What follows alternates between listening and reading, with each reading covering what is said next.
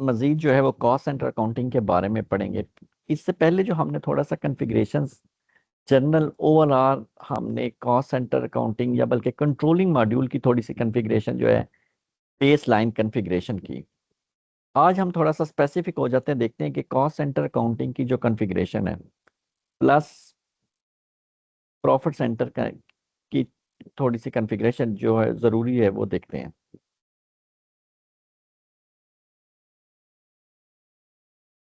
Cost centre accounting की configuration में अगर हम जाएं, अगर हम कोई एक पहले कॉस्ट सेंटर को डिस्प्ले कर लेते हैं और देखते हैं, यानी कि KS03 में अगर हम देखें कि फर्ज करें, अभी तो हमने 1211 है, लेकिन चलें ये उसके अंदर तो अभी हमने कोई कॉस्ट सेंटर नहीं बनाया हुआ। इसके अंदर हम देखते हैं कि कोई कॉस्ट सेंटर अगर हमारे पास हो, इसमें हम ऐसा बाकी तो कोई ख़ास चीज़ नहीं है।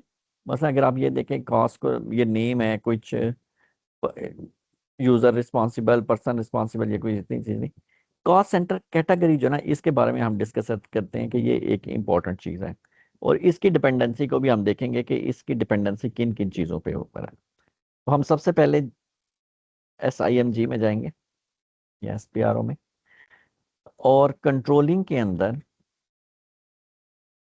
कॉस्ट सेंटर अकाउंटिंग, और इसके फिर चूंकि कॉस्ट सेंटर एक मास्टर डाटा है तो हम इसके मास्टर डाटा में आएंगे और कॉस्ट सेंटर। और यहाँ पे अगर आप आए तो यहाँ पे आप देखेंगे कि ये आ रहा है डिफाइंड कॉस्ट सेंटर कैटेगरीज। अगर हम यहाँ पे भी देखें तो हम यहाँ पे अगर कॉस्ट सेंटर कैटेगरीज को खोल के देखें तो ये कॉस्ट सेंटर कैटेगरी जो ABC यानी कि अल्फा करेक्टर से बनी हुई है, जो कि ये यहाँ से मेरे ख्याल से शायद शुरू हो रही है तकरीबन। हाँ, CDEFGHIJKLMNOPQRSTUVWX W तक, ये तकरीबन आप कह लें कि ये स्टैंडर्ड यानी कि SAP की तरफ से आती हैं। लेकिन ये जो बाकी जो है डिजिट्स में बनी हुई है, सिंगल डिजिट में, ये यूज़र ने खुद बनाई हुई है। अगर आप यहाँ पे देखें तो ये 6 जो है ये किसी ने बनाई है एडमिनिस्ट्रेशन के नाम से, हालांकि एडमिनिस्ट्रेशन के नाम से ये W जो है ये ऑलरेडी बनी हुई है। बहरहाल ये किस पर्पज़ के लिए होती है ये हम देख लेते हैं कि आखिर ये क्यों बनाई जाती है। इसका आगे फिर प्रोडक्ट कॉस्टिंग के अंदर जब हम बनाते हैं ना एक्टिविटी टाइप, वहाँ पे भी इसका यूज़ होता है। लेकिन यहाँ पे इसका क्या काम है ये हम यहाँ पे देखते हैं। अगर हम यहाँ पे आए कॉस्ट सेंटर कैटेगरी के अंदर, तो आप देखेंगे कि ये इसको बनाना बिल्कुल ऐसे न्यू एंट्री करें और यहाँ पे आप कोई इसकी सिंगल अल्फा अल्फा या न्यूमेरिक करेक्टर ही आप देखें, दो दो करेक्टर जो है ना वो नहीं आप दे सकते। तो इसका मतलब क्या हुआ कि A से लेकर Z तक और 1 से लेकर 0 तक, यानी कि 0 से लेकर 9 तक वो आप दे सकते हैं। इसके अलावा जो है ना वो आप फिर और इसके बाद ख़त्म हो जाएंगे। तो जो पहले की बनी हुई है उन्हीं को ही देख लेते हैं हम कि इसका क्या पर्पज़ है। अब देखें, इसका ये है कि अभी यहाँ पे देखें कि यहाँ पे ये चेक बॉक्सेस बने हुए हैं, यानी कि ये कह रहा है कि अगर कोई बंदा इन रेलिवेंट में से कोई बनाएगा तो ये वाली चीज़ें जिन जिन पे अगर आप टिक कर देंगे तो वो चीज़ें आपके कॉस्ट सेंटर के अगेंस्ट लॉक हो जाएंगी, मींस कि उसकी पोस्टिंग नहीं हो सकेगी। मसलन मैं अगर ये F यानी कि जो प्रोडक्शन है, ये अगर मैं किसी कॉस्ट सेंटर के अगेंस्ट बनाऊं तो इसका मतलब है कि मैं उसके अंदर क्वांटिटी को अपडेट नहीं कर सकता, वो लॉक है। एक्चुअल प्राइमरी कॉस्ट अलाउ होगी, एक्चुअल सेकेंडरी कॉस्ट वो भी अलाउ है, लेकिन एक्चुअल रेवेन्यू जो है वो मुझे अलाउ नहीं होगा पोस्ट करना। लेकिन प्लान रेवेन्यू मुझे अलाउ है पोस्ट करना। इसी तरह plan secondary cost, plan revenue और कमिटमेंट आइटम, ये दो जो है ना ये मुझे अलाउ नहीं होंगे। और प्लस फंक्शनल एरिया जो है वो भी मैं जब यहाँ पे एंटर करूंगा तो वो सिस्टम में खुद ब खुद इनहेरिट होके आ जाएगा। मिसाल के तौर पे यहाँ पे ये देखें, ये चूंकि एक फंक्शनल एरिया किसी ने लगाया हुआ है, इसको हमें भी बाद में देखते हैं कि ये फंक्शनल एरिया किस पर्पस के लिए है। लेकिन अभी हम सिर्फ यही देखते हैं कि अगर कोई मैं यहाँ पे फंक्शनल एरिया लिख दूं और फिर मैं कॉस्ट सेंटर कैटेगरी को यूज करूं तो क्या ये सारे पैरामीटर खुद ब खुद इनहेरिट होते हैं कि नहीं होते। अभी हम एक कॉस्ट सेंटर बना लेते हैं, इसी कंट्रोलिंग एरिया के अंदर बनाते हैं। अभी हम वो वाला नहीं यूज करेंगे क्यों, क्योंकि अभी उसके अंदर और भी बेस लाइन कॉन्फ़िगरेशन करने वाली है। तो एक हम बना लेते हैं KS01 से, और हम बना लेते हैं, फर्ज करें 10, इसके आखिर में रखते हैं। याद रखें कि जब भी आप वैलिडिटी डेट दें तो कोशिश करें कि 1/1/1900 से दें, 1900।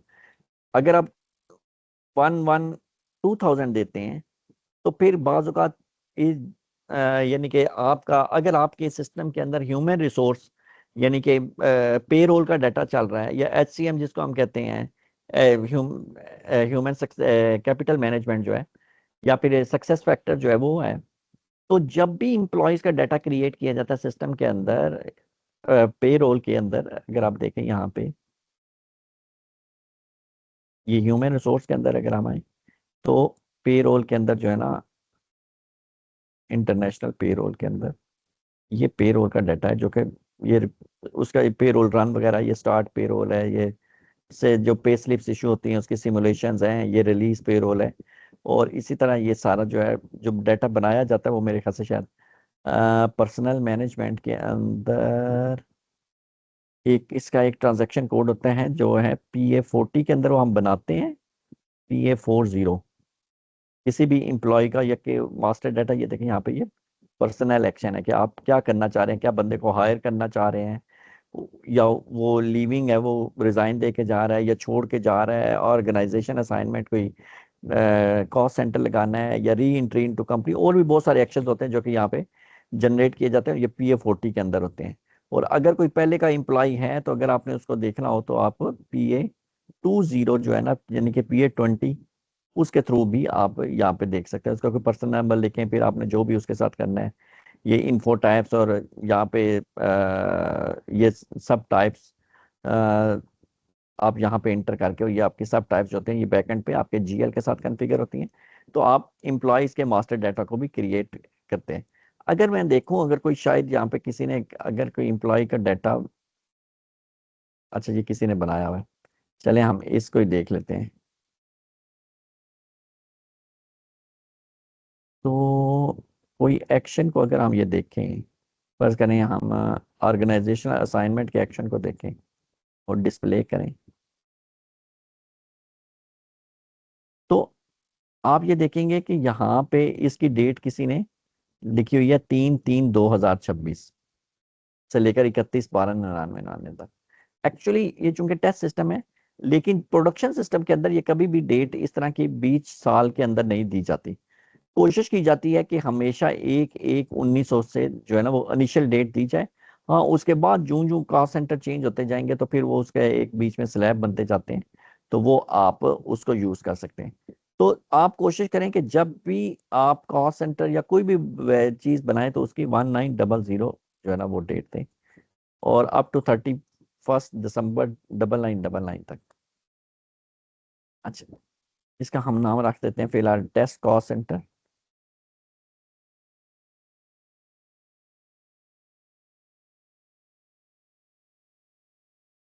अब अगर मैं यहाँ पे, हमने कहा था कि वो हमारी जो कॉस्ट सेंटर कैटेगरी है वो क्या है, F, प्रोडक्शन।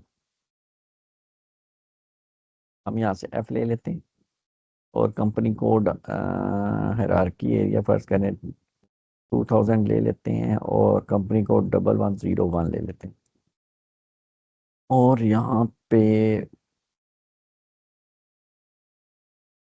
1101 चलिए यहाँ पे है ही नहीं, कोई और देख लेते हैं इससे रिलेटेड जो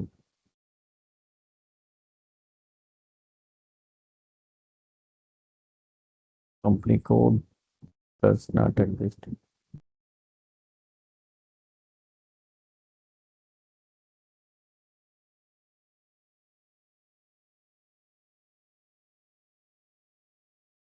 ओ सॉरी सॉरी, ये हमारा कंट्रोलिंग एरिया गलत हो गया।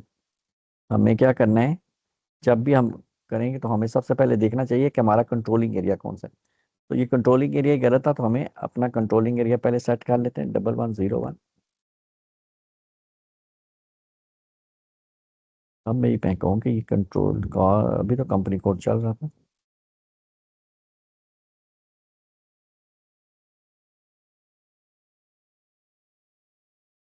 अच्छा, अब हम देखते हैं कि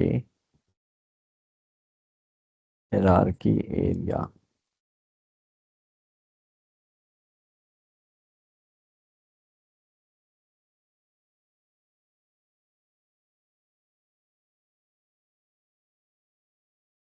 अच्छा, अब अगर आप यहाँ पे देखें तो हमने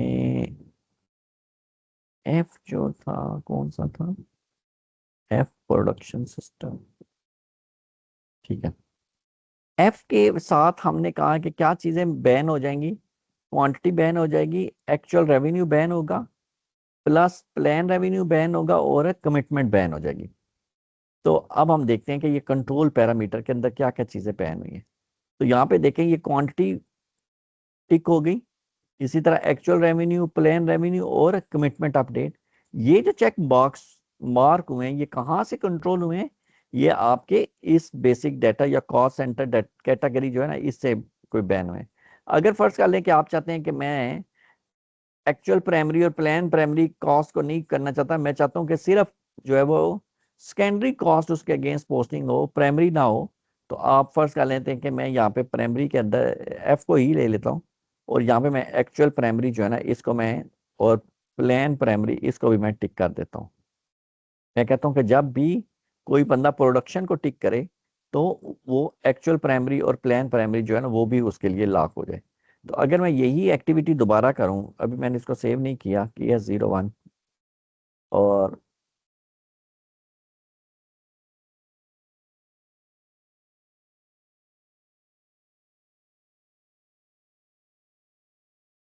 अब मैं अगर कंट्रोल डाटा में जाऊं, टैब में जाऊं, तो अब देखें यहाँ पे एक्चुअल प्राइमरी कॉस्ट और प्लान प्राइमरी कॉस्ट वो भी अब लॉक होगी।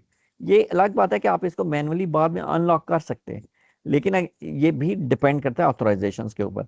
अगर यूजर की ऑथराइजेशन नहीं है इस कंट्रोल टैब को देखने की, तो फिर वो यहाँ पे आके इन चीजों को ना देख ही नहीं सकेगा। तो जब देख ही नहीं सकेगा तो फिर उसको लॉक अनलॉक करना तो एक सेकेंडरी चीज है। तो इसका कॉस्ट सेंटर कैटेगरी का एक मकसद जो है वो ये है कि वो यहाँ पे किन किन चीजों को लॉक या अनलॉक करेगा इसके लिए। दूसरा हमने एक और जो बात की है कि उसका और क्या क्या पर्पज हो सकता है कॉस्ट सेंटर कैटेगरी का, कैटेगरी का। अच्छा, हमने कहा कि एक उसका जो पर्पज है वो है कि वो कंट्रोल के अंदर, यानी कि वो कंट्रोल करेगा डिफरेंट सोर्स ऑफ कॉस्ट, कि कहाँ कहाँ से कॉस्ट आ रही है, क्या वो प्राइमरी कॉस्ट एलिमेंट से आ रही है, सेकेंडरी कॉस्ट एलिमेंट से आ रही है, प्राइमरी रेवेन्यू से आ रही है, सेकेंडरी रेवेन्यू से आ रही है, इसी तरह कमिटमेंट से आ रही है, क्वांटिटी अपडेट हो रही है। वो इन सब चीज़ों को कंट्रोल करेगा। दूसरा हम इससे क्या करते हैं, हम एक्टिविटी टाइप्स जो है हमारी टाइप्स की के अंदर जो कॉस्ट आती है उसको हम कंट्रोल करते हैं कि कितने कौन कौन से कॉस्ट सेंटर जो है वो किस किस किस एक्टिविटी टाइप के अंदर जो है एलिजिबल होंगे। मसला अगर मैं किसी एक एक्टिविटी को खोल के दिखाऊं आपको, उसके मास्टर डाटा में हम देखे हैं, और नॉर्मली एक्टिविटी टाइप जो है वो कॉस्ट ट्रांसफर, एलोकेशन या स्प्लिटिंग के अंदर और प्रोडक्ट कॉस्टिंग के अंदर जो है वो हम इस्तेमाल करते हैं। तो इसके लिए हमें कौन सा टी कोड चलाना पड़ेगा एक्टिविटीज के लिए। हम आ जाते हैं अकाउंटिंग के अंदर, कंट्रोलिंग के अंदर, और कॉस्ट सेंटर अकाउंटिंग के अंदर, मास्टर डाटा के अंदर, और ये activity type KL01, KL02, KL02। कोई हम एक पहले की बनी हुई खोल लेते हैं, ये ले लेते हैं 10,000। यहाँ पे देखें कि कॉस्ट सेंटर कैटेगरी आ रही है कि ये वाली जो एक्टिविटी टाइप है 10001, इसके अगेंस्ट कौन कौन से कॉस्ट सेंटर जो है वो अलाउ करने हैं हमने लेटर ऑन कॉस्ट को, प्लान कॉस्ट को या एक्चुअल कॉस्ट की पोस्टिंग के लिए। तो इसको अगर आप खोल के देखें तो यहाँ पे भी वो सारी कैटेगरीज आ रही हैं। मतलब अगर मैं यहाँ पे टिक कर दूं यही वाला प्रोडक्शन F, और ऑल को मैं हटा दूं, ठीक है, तो इसका मतलब ये है कि मेरे जितने भी कॉस्ट सेंटर प्रोडक्शन के अंदर होंगे जिनको मैंने ये कॉस्ट सेंटर कैटेगरी असाइन की होगी, मेरी सारी एक्टिविटी टाइप उनके लिए कॉस्ट, प्लान कॉस्ट हो या एक्चुअल कॉस्ट हो, उसकी बुकिंग या असाइनमेंट्स के लिए एलिजिबल है, और दूसरे कॉस्ट सेंटर्स नहीं एलिजिबल।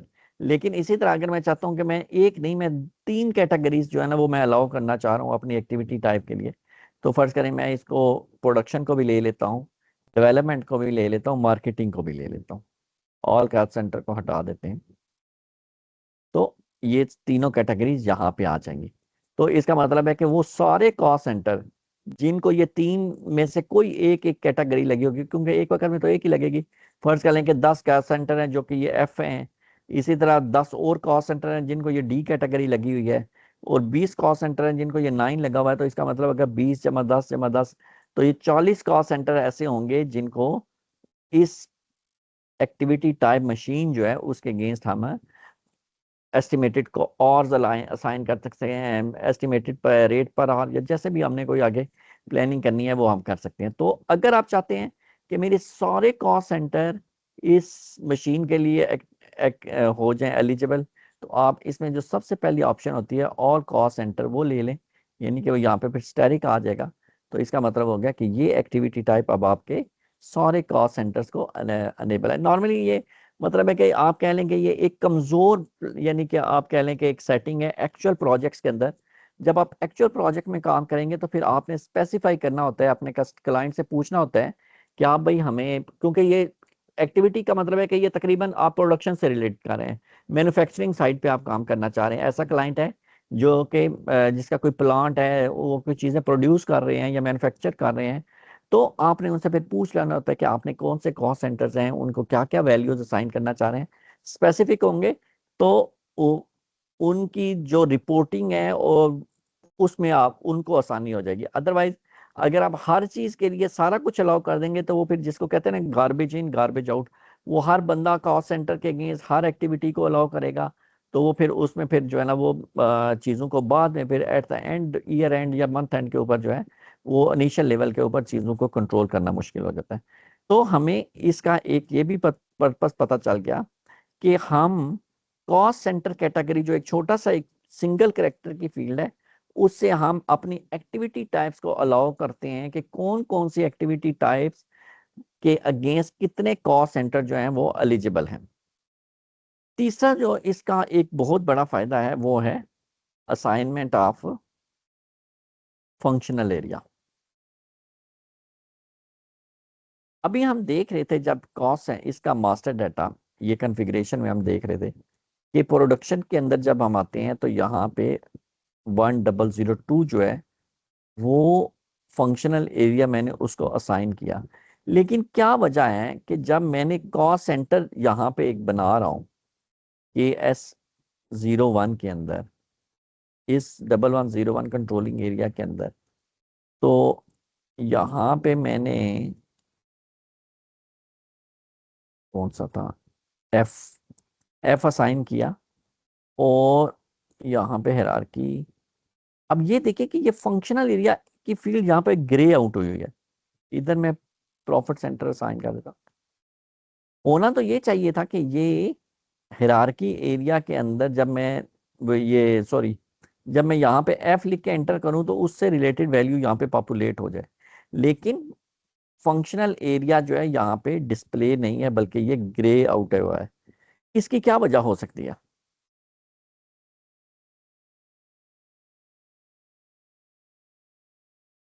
फंक्शनल एरिया अभी हमने एक्टिव नहीं किया हुआ इसके अगेंस्ट है। हाँ, एक्टिव कैसे होगा, मतलब कि किस चीज के लिए ये SAP के अंदर काम करता है? यानी कि फील्ड किस चीज के लिए है? हाँ, कंट्रोलिंग मॉड्यूल के अंदर।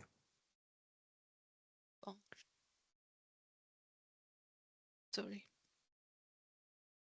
जो फंक्शनल एरिया ना इसके दो यूजेज हैं। एक इसका यूजेज जो है वो फाइनेंशियल अकाउंटिंग के अंदर है,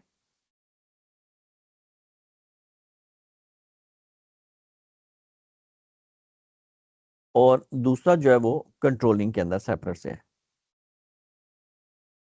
जो फाइनेंशियल अकाउंटिंग के अंदर है ना वो तो आप कह रहे हैं कि बाय डिफॉल्ट ऑन है, यानी कि वेरी इनिशियल लेवल जो है ना, वो आप बगैर किसी कॉन्फ़िगरेशन के आप उसको पोस्टिंग कर सकते हैं। मसलन आपने अगर कोई एक वेंडर इनवाइस पोस्ट करनी हो, आप क्या करेंगे, उसका जो टी कोड है FB60 वगैरह,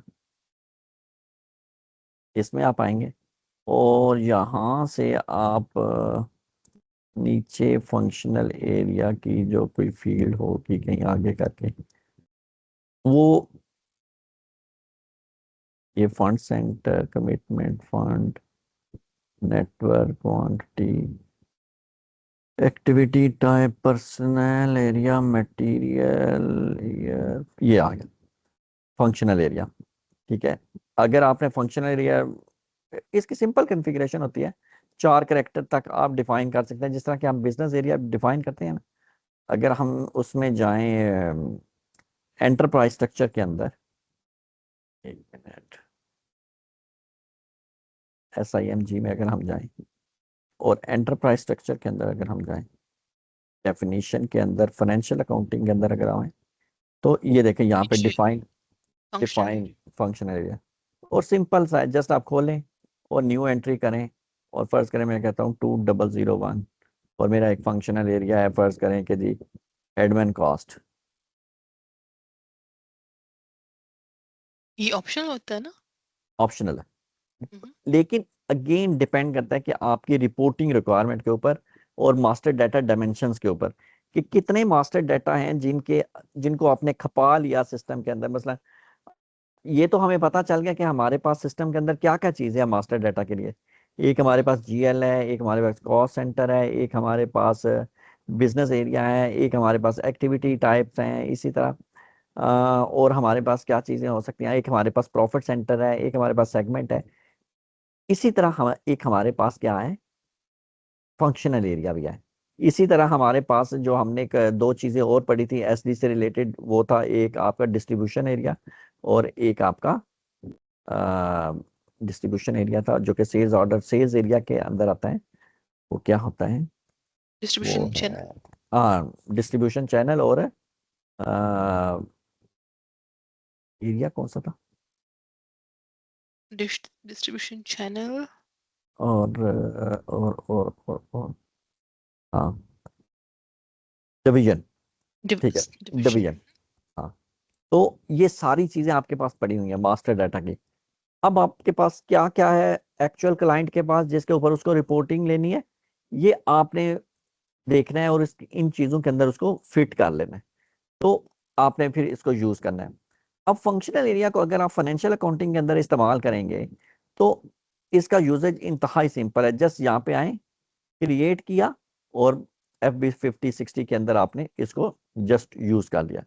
लेकिन अगर आप ये चाहते हैं कि आप कि कंट्रोलिंग मॉड्यूल के अंदर से उसको यूज करें, जो कि इसकी एक्चुअल स्पिरिट है कि आप इसको यूज करें, तो फिर आपके लिए जरूरी है कि आप कंट्रोलिंग के अंदर कॉस्ट ऑफ सेल अकाउंटिंग जो है उसको एक्टिवेट करें।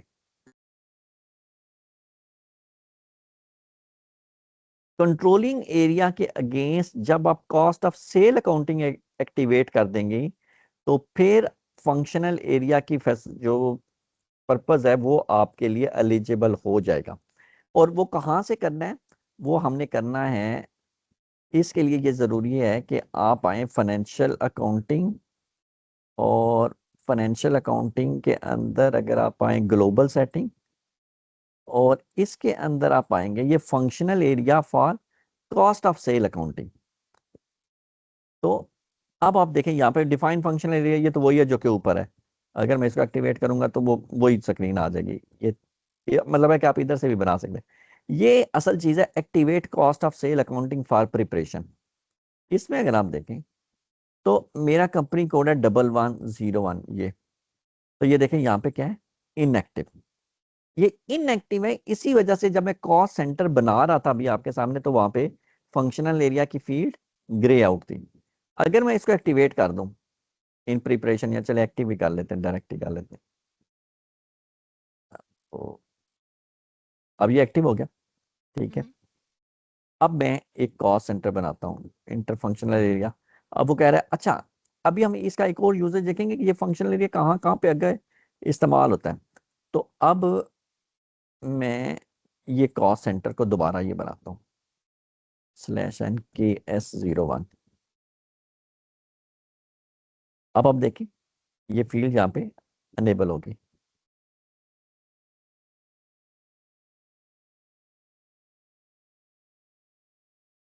अब मैं जो ही एंटर करूंगा तो जो फंक्शनल एरिया इस F को साइन हुआ है वो यहाँ पे आ जाएगा। तो ये देखें ये फंक्शनल एरिया आ गया ना यहाँ पे, हालांकि मैंने तो नहीं लिखा, लेकिन उसने क्या किया, इससे इनहेरिट कर लिया, यहाँ पे आ गया। दो सूरतें हैं, इसका मतलब ये हुआ कि ये जो हमारी कॉस्ट सेंटर कैटेगरी है, ये इसके जो हम अभी पर्पस पढ़ रहे हैं उसके तीन हमें पता चल गए पर्पस कि उसमें क्या क्या पर्पस है उसका। एक तो ये है कि आप कंट्रोल करेंगे डिफरेंट सोर्सेज ऑफ कॉस्ट को, कि किस चीज को अनेबल करना है अपने कॉस्ट सेंटर के अगेंस्ट और किस चीज को कॉस्ट सेंटर के अगेंस्ट डिसेबल करना है। अब वो चेक बॉक्सेस एक दफा कॉस्ट सेंटर कैटेगरी के अंदर कर दे, सिस्टम खुद ब खुद जो है वो उसको लॉक अनलॉक कर देगा। दूसरा उसका क्या पर्पस था कि एक्टिविटी टाइप के अंदर हम बताते हैं कि ये एक एक्टिविटी हमारी कितने कॉस्ट सेंटर की प्लानिंग और उसके जो है ना यूटिलाइजेशन के अगेंस्ट इस्तेमाल होगी, और वो हमारी प्रोडक्ट कॉस्टिंग के अंदर या जितना भी है उसके अंदर इस्तेमाल होता है। और तीसरा है कि हम कॉस्ट सेंटर कैटेगरी के थ्रू डायरेक्ट फंक्शनल एरिया को असाइन कर देते हैं। ठीक है, तो एक ये इसके तीन बड़े फायदे होंगे। और फंक्शनल एरिया जो हमें है वो क्या पता चला कि अगर तो आप इसको फाइनेंशियल अकाउंटिंग में यूज करना चाहते हैं तो ये बाय डिफॉल्ट ऑन है, लेकिन कंट्रोलिंग में कब आप यूज करेंगे, जब आप कॉस्ट ऑफ सेल अकाउंटिंग को यूज करेंगे। अब कंट्रोलिंग के अंदर हमने फंक्शनल एरिया का यूसेज जो है वो कहां पे देखा, कॉस्ट सेंटर मास्टर डाटा के अंदर। कि कॉस्ट सेंटर मास्टर डाटा के अंदर अगर मैं लगा दूंगा तो जब मैं वेंडर इनवाइस या कस्टमर इनवाइस के वेंडर इनवाइस पंच करूंगा या किसी जगह पे भी कॉस्ट सेंटर यूज करूंगा तो सिस्टम खुद ब खुद उस फंक्शनल एरिया को इनहेरिट कर लेगा। जिस तरह कि हम कॉस्ट सेंटर को करते हैं ना तो प्रॉफिट सेंटर खुद ब खुद पॉपुलेट हो जाता है। Exactly. इसी तरह हमारा ये जो फंक्शनल एरिया की जो इनहेरिटेंस है या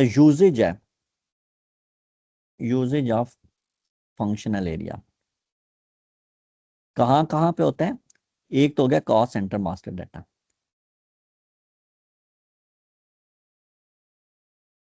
और कहाँ पे हम इसको यूज करते हैं, एक एक है GL मास्टर डाटा। ठीक है, अब जब हम ये इसको ऑन कर देते हैं कॉस्ट ऑफ सेल अकाउंटिंग को अपने कंट्रोलिंग मॉड्यूल के अंदर, तो कॉस्ट सेंटर के अंदर भी फील्ड वो ऑन हो गई और GL मास्टर डाटा के अंदर भी एक फंक्शनल एरिया की फील्ड ऑन हो जाती है। अगर मैं यहाँ पे FS00 करूं, GL मास्टर डाटा जो है, एक मिनट वो मैं हिरार की डिस्प्ले को ऑन कर लेते हैं। अच्छा जी, अच्छा ये 110 का कोई भी एक GL ले लेते हैं। अब आप देखें इस GL के मास्टर डाटा में यहाँ पे फंक्शनल एरिया की फील्ड आ गई है। अगर मैं कॉस्ट ऑफ सेल अकाउंटिंग को डिसेबल कर दूं तो ये वाली फील्ड मुझे यहाँ पे नजर नहीं आएगी। ये बिल्कुल ऐसा ही है जैसे हम पहले पहले वाले लेक्चर में बात कर रहे थे रिटेन अर्निंग का, जो यहाँ पे कैटेगरी बन रही थी X या Y। अगर हमारी एक या एक से ज्यादा कैटेगरीज होती हैं तो सिस्टम यहाँ पे उसकी फील्ड बना देता है ताकि आप उसको सेलेक्ट करें, लेकिन जब हम एक रखते हैं तो वो यहाँ पे फील्ड को हाइड कर देता है।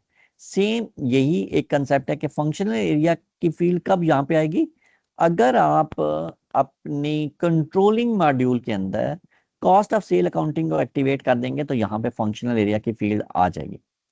और ये याद रखें कि फंक्शनल एरिया की फील्ड जो है वो आपके सिर्फ और सिर्फ नॉन बैलेंस शीट आइटम के लिए, GL master data for only for non balance sheet. यानी FS कि डबल जिसको, जीरो में भी उसके ऊपर आ रहा था ना प्रॉफिट एंड लॉस, यानी कि हाँ, बैलेंस शीट आइटम। यानी कि सारे प्रॉफिट एंड लॉस के जो जीएल्स होंगे ये सिर्फ उनके लिए होगा। अगर मैं अभी देखें, मैंने ये मेरा प्राइमरी कॉस्ट है ना, यानी कि प्रॉफिट एंड लॉस का जीएल यहाँ पे अनेबल है। लेकिन अगर मैं इधर एसेट में से कोई जीएल लूँ, तो अब ये देखें ये ग्रे आउट हो गया, यहाँ पे मैं फंक्शनल एरिया नहीं डाल सकता। तो ये आपने याद रखना है कि ये जो है, अब चूंकि फंक्शनल एरिया कहाँ पे यूज होता है, जब हम इसको कॉस्ट ऑफ सेल अकाउंटिंग है, इसका मतलब है कि हर वो चीज जिसके साथ कॉस्ट का लफ्ज चल लग जाता है, एक सीधी सीधी बात है कि वो कंट्रोलिंग मॉड्यूल के अंदर इस्तेमाल होगी। और जब भी कोई चीज कंट्रोलिंग मॉड्यूल के अंदर इस्तेमाल होती है तो इसका मतलब है कि वो कॉस्टिंग से रिलेटेड है। Balance sheet is not a costing, profit and loss is related to the costing. तो इसका मतलब है कि फंक्शनल एरिया जो है वो भी आपने अपने दो जगह पे असाइन कर सकते हैं। एक तो अपने कॉस्ट सेंटर मास्टर डाटा के अंदर और एक जीएल अकाउंट मास्टर डाटा के अंदर, लेकिन सारे जीएल्स के अगेंस्ट नहीं, सिर्फ वो जीएल्स जो कि प्रॉफिट एंड लॉस के पर्पस के लिए बनाए गए हों।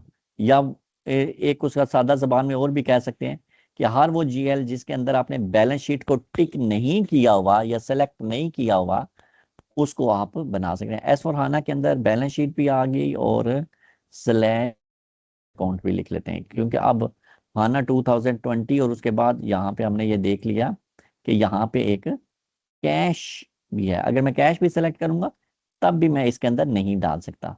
हाँ, बाकी सारों के लिए डाल मेरे हाँ, नॉन ऑपरेटिंग एक्सपेंस और इनकम वो भी मैं डाल सकता हूँ। इसी तरह प्राइमरी कॉस्ट उसके लिए भी डाल सकता हूँ। इसी तरह सेकेंडरी कॉस्ट उसके लिए भी डाल सकता हूँ। लेकिन किन दो चीजों के लिए नहीं डाल सकता? बैलेंस शीट और प्लस कैश अकाउंट, क्योंकि इसका मतलब है कैश कि भी तो कैश, बैलेंस शीट का है हाँ, कैश अकाउंट भी हमारे बैलेंस शीट फैमिली से ही तल्लक रखता है। अब सवाल ये है कि हम इसको जीएल के अंदर कब यूज करेंगे? कोई तो पर्पस होगा ना कॉस्ट ऑफ सेल अकाउंटिंग के लिए। देखिए, बाज़ औक़ात ऐसा होता है कि जब आप यू कर रहे हैं किसी भी चीज की कॉस्ट ऑफ गुड सोल्ड, फर्ज करते हैं हम एक कॉस्ट ऑफ गुड सोल्ड, ये आपने कैलकुलेट करनी है। या हम कहते हैं कि admin admin and services expense. अच्छा जी, सर्विसेज एंड एडमिन एक्सपेंस आपने ये कैलकुलेट करने, कोई तरीके के आपने एक्सपेंस कैलकुलेट करने।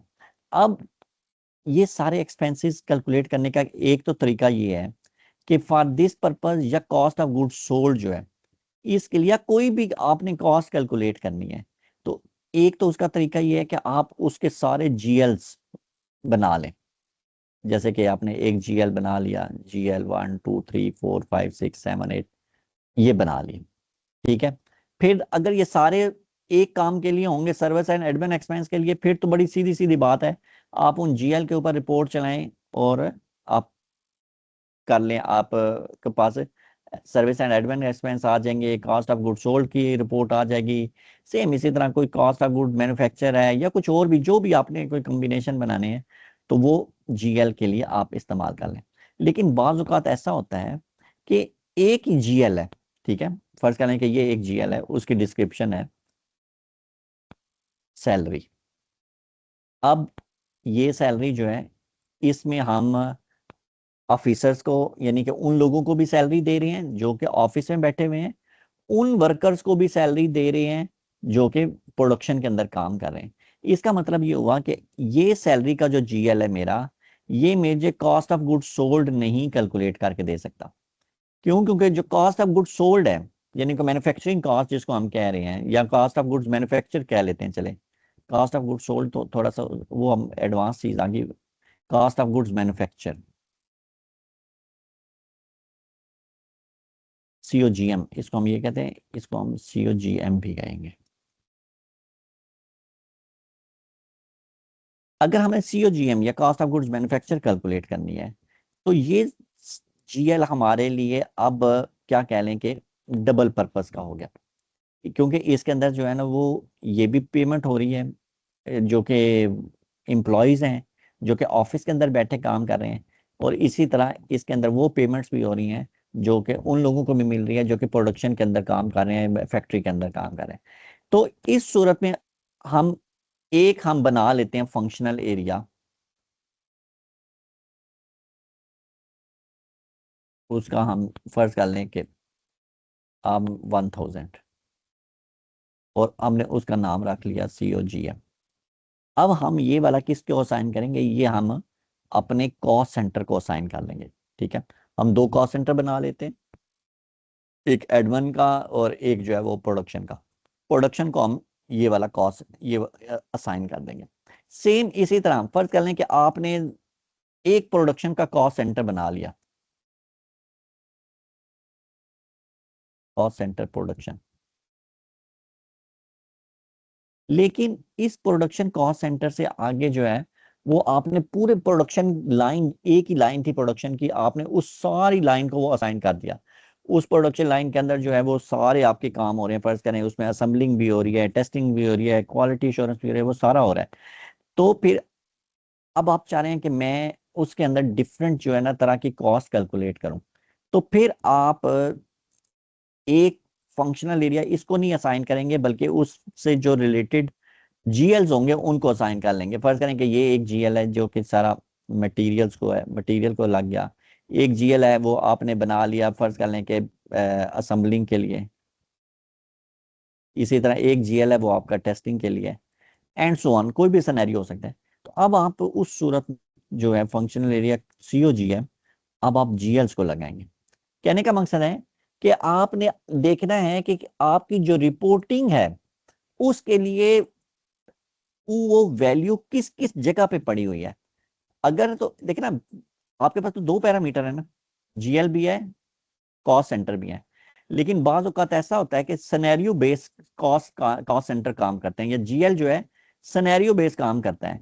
तो उस सूरत में फिर हमने देखना होता है कि किस जगह पे हमारा एक फंक्शनल एरिया, हम कुछ कॉस्ट सेंटर्स को लगा देते हैं, वही वाला फंक्शनल एरिया कुछ जीएल्स को भी लगाते हैं, और उनके कॉम्बिनेशन से जब डाटा सिस्टम के अंदर सेव होता है और फिर हम फंक्शनल एरिया के ऊपर जब हम रिपोर्ट चला के उसको सब टोटल करते हैं, तो फिर हमारे पास एग्जैक्ट उस चीज की वैल्यू आ जाती है जिस चीज की वैल्यू के लिए हमने ये फंक्शनल एरिया बनाया हुआ है। इसीलिए SAP ने, जब आप फंक्शनल एरिया को कंट्रोलिंग मॉड्यूल के अंदर एक्टिवेट करते हैं, तो वो दो आपको प्रोविजन देता है कि आप उसको कॉस्ट सेंटर मास्टर डाटा के अंदर भी डालें और GL मास्टर डाटा के अंदर भी डालें। कॉस्ट सेंटर के अंदर मास्टर डाटा के अंदर डालने के क्या हैं, दो तरीके उन्होंने बताए हैं। कितने तरीके हैं उसमें, एक तरीका हमने देख लिया, अभी हमने क्या देखा कि कौन से दो, एक तरीका था कॉस्ट सेंटर के अंदर। मास्टर डेटा में। कॉस्ट सेंटर मास्टर डाटा को अगर हमने फंक्शनल एरिया साइन करना है, तो एक तो हमने देख लिया कि हम उसको कॉस्ट सेंटर कैटेगरी से असाइन कर देंगे। ठीक है, यानी कि ये जो कॉस्ट सेंटर कैटेगरी है, इसको मैं यहाँ पे जो भी फंक्शनल एरिया दे दूंगा, अब इस कॉस्ट सेंटर कैटेगरी F से अगर मैं 1000 कॉस्ट सेंटर बनाऊं ना, तो उन सब 1000 के अंदर ये फंक्शनल एरिया इनहेरिट हो जाएगा। ठीक है, तो ये मेरे पास एक सोर्स है कि मैं अपना फंक्शनल एरिया इस कैटेगरी का बना लूं, वो असाइन कर दूं। ठीक है, और दूसरा ये है कि मैं direct assignment to cost centre. अब फर्स्ट कर लें कि मैं एक कॉस्ट सेंटर का मास्टर डाटा बनाता हूँ ES01 के अंदर, ये अब मैं यहाँ पे उसको F नहीं असाइन करता, मैं कोई और ले लेता हूँ जिसमें फंक्शनल एरिया नहीं है। ठीक है, मैं ये डेवलपमेंट ले लेता हूँ। तो अब मैं यहाँ पे फ्री हूँ, मैं जो मर्जी यहाँ पे फंक्शनल एरिया इसको असाइन कर सकता हूँ। अब मैं यहाँ फर्स्ट पे उसको करेंगे, फिक्स कर देते हैं कि वो ऑटो आ जाए खुद ही, हाँ जो है ना, उनको हर दफा ये, देना ना पड़े। हाँ, अगर तो मैं कॉस्ट सेंटर कैटेगरी को नहीं असाइन करूंगा, तो उस सूरत में फिर मैं यहाँ पे आज़ाद हूँ, यहाँ पे मैं जो मर्जी फंक्शनल एरिया को असाइन करूँ। लेकिन अगर मैं इसको असाइन कर दूंगा तो फिर सिस्टम खुद ब खुद उसको इनहेरिट कर देगा और यहाँ पे उसको ले आएगा। अच्छा, इसी तरह अगर एक और चीज याद रखने वाली है कि ये जो करेंसी है, ये क्या वजह है कि यहाँ पे ये ग्रे आउट है और बाकी सारी फील्ड तो अनेबल हैं, लेकिन ये यहाँ पे ग्रे आउट है। ये भी एक हमें इस चीज के ऊपर भी, और इस करेंसी को हम कहते हैं सीओ ऑब्जेक्ट करेंसी। हमने जहाँ पे बहुत ज्यादा करेंसीज की टाइप पढ़ी थी, कंट्रोलिंग ऑब्जेक्ट करेंसी,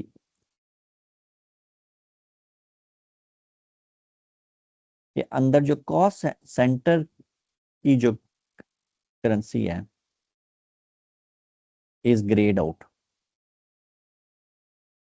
व्हेन, कब ग्रेड आउट होगी और कब ग्रेड आउट नहीं होगी। अच्छा अभी ये देखें, ये इस इधर तो ग्रेड आउट है ना, एक और मैं कॉस्ट सेंटर बनाता हूँ एक और कंट्रोलिंग एरिया के अंदर, KS01। अभी मैं कंट्रोलिंग एरिया चेंज कर लूँ, अगर फर्ज कर लें सेट कंट्रोलिंग एरिया, वो 12 11 है जो जो हमारा है, वो कर लिया अगर हम, तो ये देखें यहाँ पे तो करेंसी अनेबल है, ठीक है, इसमें तो मैं जो मर्जी करेंसी सेलेक्ट कर लूँ, लेकिन ये जो कॉस्ट सेंटर है, ये जो कंट्रोलिंग एरिया है 1101, ये जब मैं सेलेक्ट करता हूँ तो कंट्रोलिंग एरिया करेंसी की फील्ड ग्रेड आउट हो जाती है और बाय डिफॉल्ट वो करेंसी आ जाती है जो कि मेरी कंपनी कोड की करेंसी है। तो इसमें कौन सा फैक्टर है जो कि इन चीजों को कंट्रोल कर रहा है। वो जो उसकी हमने कॉन्फ़िगरेशन की थी लास्ट टाइम फेंस वाली, वहां पे आप कंट्रोलिंग वाली जो करेंसी है शायद वहां पे आपने इसको कॉन्फ़िगर किया होगा। हाँ, नहीं इसमें देखें, जब हम कंट्रोलिंग के अंदर बात करते हैं ना, तो कंट्रोलिंग मास्टर डाटा का सारा जो डिपेंडेंसी है ना, वो है आपकी कंट्रोलिंग एरिया के ऊपर। इसमें एक रूल याद रखें कि अगर इफ आपकी कंट्रोलिंग एरिया की जो करेंसी है इज नॉट इक्वल टू, ठीक है, not equal to company code currency, ठीक है। कंपनी कोड नॉर्मली 10 होती है, ये शायद 30 या 40 होती है। नहीं नहीं जो भी हो, वो जो भी, कंपनी ठीक कोड है। की करेंसी, तो फिर क्या होगा, करेंसी इन CC यानी कि cost centre is grade out हो जाएगी। अब ये जो ग्रेड आउट हो रही है यहाँ पे, इसका मतलब ये हुआ कि ये जो कंट्रोलिंग एरिया है, ठीक है, और कंट्रोलिंग एरिया को जो कंपनी कोड असाइन हुआ हुआ है, इन दोनों की करेंसी आपस में मैच नहीं कर रही। देखते हैं कि कैसे। अभी अगर हम कॉन्फ़िगरेशन में जाएं, कंपनी कोड है मेरा 1101, OBY6 में जाते हैं 6। हम्म। और 1101, ये इसको अगर मैं डबल क्लिक करूं, ये सामने ये आगे है, इसको मैंने करेंसी असाइन की हुई है MYR। ये करेंसी की बात कर रहा हूँ, ये मैं किसकी बात कर रहा हूँ, करेंसी की। करेंसी की। एक दो चीजें को हमने जेहन में रखना है, एक है करेंसी टाइप, वो जो 10 20 30 40 अच्छा 50 60 ठीक। 70, वो अलग है, उनकी हम बात नहीं कर रहे। ये जो हमने अभी एक फार्मूला लिखा है, इस यहाँ पे लिखना चाहिए था कि अगर कंट्रोलिंग एरिया करेंसी की, ठीक है, not equal to company code currency की, करेंसी टाइप नहीं बात कर रहे, टाइप तो वो होगी ना 10, कंपनी कोड 20 30 40 50 60 70, जिसमें हार्ड करेंसी ये वो जो भी आएंगे वो नहीं। वो कहता है कि वो करेंसी की जो कि आपने कंपनी कोड को असाइन की हुई है, और वो करेंसी की जो कि आपने कंट्रोलिंग एरिया को असाइन की हुई है, अगर ये दोनों बराबर नहीं होंगे तो फिर कॉस्ट सेंटर के अंदर ग्रे आउट हो जाएगा, और कॉस्ट सेंटर के अंदर कौन सी करेंसी आएगी, जो कि कंपनी कोड की करेंसी प्रायोरिटाइज हो जाएगी। अभी यहाँ पे आपने देख लिया कि मेरी जो कंपनी कोड है 1101, उसको मैंने करेंसी को असाइन की हुई है करेंसी की मलेशियन रिंगेट, ठीक है। तो मैं यहाँ पे ये कंपनी कोड ये आ रहा है ना, ठीक है, तो इसको मैं कर देता हूँ इधर और मैं यहाँ पे लिख देता हूँ MYR, ठीक है, ये आ गया। अब मैं कंट्रोलिंग एरिया का मास्टर डाटा देखता हूँ 1101 का, कि उसको मैंने कौन सी करेंसी की असाइन की, तो SIMG, और फिर जाएंगे हम यहाँ पे controlling, general controlling, organisation, maintain controlling area, मेरा कंट्रोलिंग एरिया भी 1101 ही है। ये इसको मैं अगर डबल क्लिक करूं तो यहाँ पे देखिए मैंने उसको क्या करेंसी असाइन की हुई है, यूरो। यानी कि मैंने उसे कहा था कि ग्रुप करेंसी असाइन करो, तो वो क्लाइंट को जो करेंसी की लगी हुई थी वो यूरो लगी हुई है। तो इसका मतलब क्या हुआ कि मेरी जो कंट्रोलिंग एरिया की करेंसी है वो क्या होगी, यूरो होगी। तो अगर ये यूरो है तो इसका मतलब क्या हुआ कि वो इसके इक्वल नहीं है ना, दोनों मुख्तलिफ नहीं। हो गए ना। ठीक है, तो अगर ये दोनों मुख्तलिफ हो जाएंगे तो एरिया कॉस्ट, ग्रुप। हाँ तो कॉस्ट सेंटर की करेंसी ग्रेड आउट हो जाएगी और उसके अंदर कौन सी करेंसी लिखी हुई आएगी, जो कि कंपनी कोड की करेंसी है। Company code. ठीक है, तो यही सिनेरियो जो है, अब आप अगर यहाँ पे देखें तो ये 1101 कंट्रोलिंग एरिया को यूरो लगी हुई, और इसको जो कंपनी कोड है अगर आप इसमें देखें, इसके साथ assignment of the company code में जाएं तो इसको मैंने ये वाला कंपनी कोड असाइन किया हुआ है। ठीक है, दोनों की करेंसीज मुख्तलिफ हैं।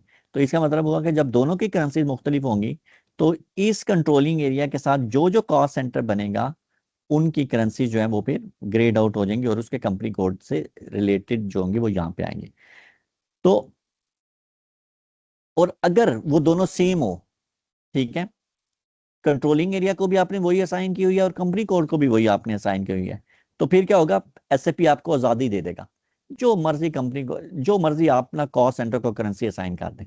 जैसे कि यहाँ पे ये ओपन है ना, इसका मतलब हुआ कि ये 12-11 जो कंट्रोलिंग एरिया है और उसके अगेंस्ट जो कंपनी है उन दोनों की करेंसी सेम है।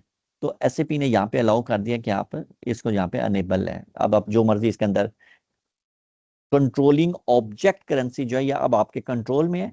अगर उन दोनों की करेंसी डिफरेंट होगी तो यहाँ पे जो कंट्रोलिंग ऑब्जेक्ट है वो कॉस्ट सेंटर है, उसकी करेंसी जो होगी वो आपके कंट्रोल में नहीं होगी।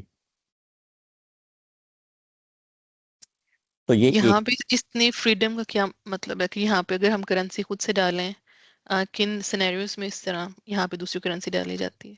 मतलब फर्ज चलें कि कोई एक ऐसा कॉस्ट सेंटर है फॉरेन एक्सचेंज का या फॉरेन कुछ ऐसी आप प्रोडक्शन कर रहे हैं जो कि फॉरेन आपने भेजनी है, यूएसडी में है।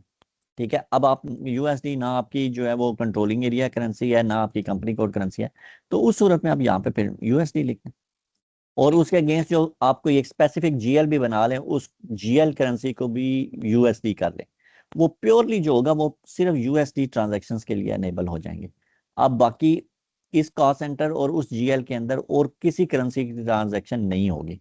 वैसे तो अगर यहाँ पे आप कंपनी कोड करेंसी लिख देंगे ना फिर तो वो सारी कंपनीज के लिए अनेबल हो जाता है ना।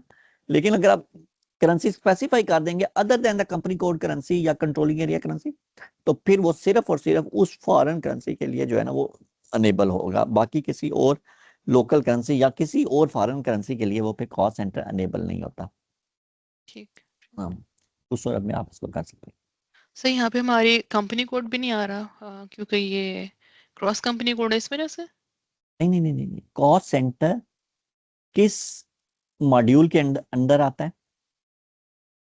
कंट्रोलिंग। कंट्रोलिंग के अंदर।